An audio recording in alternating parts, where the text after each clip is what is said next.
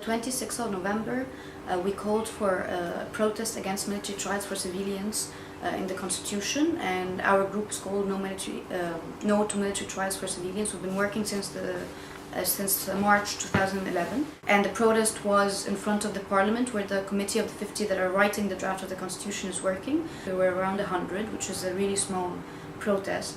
It was very peaceful, just holding signs, chanting, and 2 days before that, or like a few days before that protest, they passed a law against protesting, an anti-protesting law.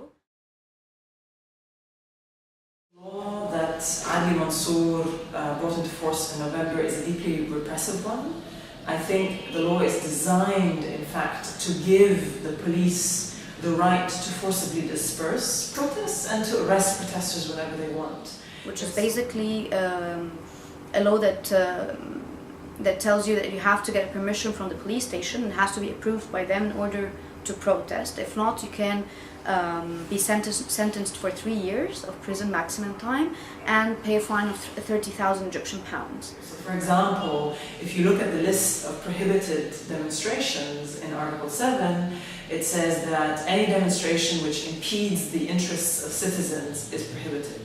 Any demonstration which influences the course of justice is prohibited. Now, influencing the course of justice, you could have demonstrations that are calling for accountability, that are calling for prosecutions, that are calling for the release of detainees. And of course, at this point of the revolution, we're completely against such laws. So we went down, we were very few. We started chanting. 15 minutes after the start of the protest, the police showed up, tear gas, and then they started chasing everyone in the streets.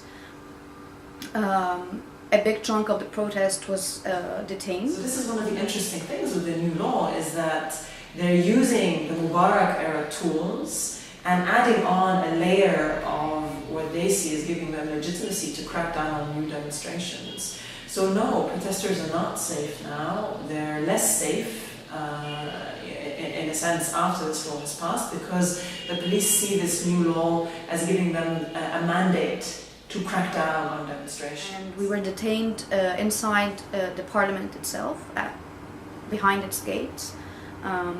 We were detained there for a few hours, and then one vehicle came, and we were around, as I told you, 46 people. We were all stuck into that one vehicle, which was a disaster. And the way they also arrested us was really terrible, because most of the girls were sexually harassed while being arrested. A lot were beaten up, girls and boys. We were really jammed into that one vehicle.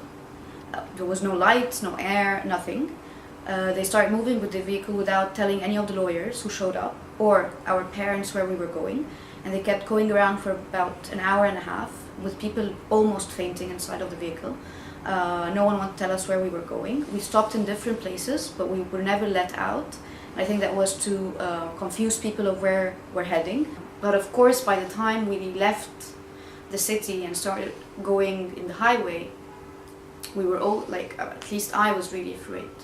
And basically for 2 hours, we were just going around with this vehicle, and we started going onto this highway, which is also not a very familiar highway. It's basically a highway that leads you to the south. And on top of that, they even left the highway and drifted away from it completely and went into the desert itself for a while. The car was just moving on the sand. At that time, of course, no one had a clue what's going to happen. They opened the door, and then they went in. And they started shouting and swearing that who of you called people to follow us and stuff like that, because one of our friends had the GPS working or something of that sort, and one of our friends was able to follow us. And they were really angry for that. And basically the first 4 girls who were the nearest to the door got beaten up a bit, and then we were all again taken by force down out of the vehicle. They gave us our IDs and they left. But I don't think that it's the end. I think that people are tired, and that's very normal. We started 2011, it's almost 3 years now, and no one has the energy to go on forever, of course. And people need to refill their energy and need to rethink and remember also. The revolution started because of like bread, freedom and justice.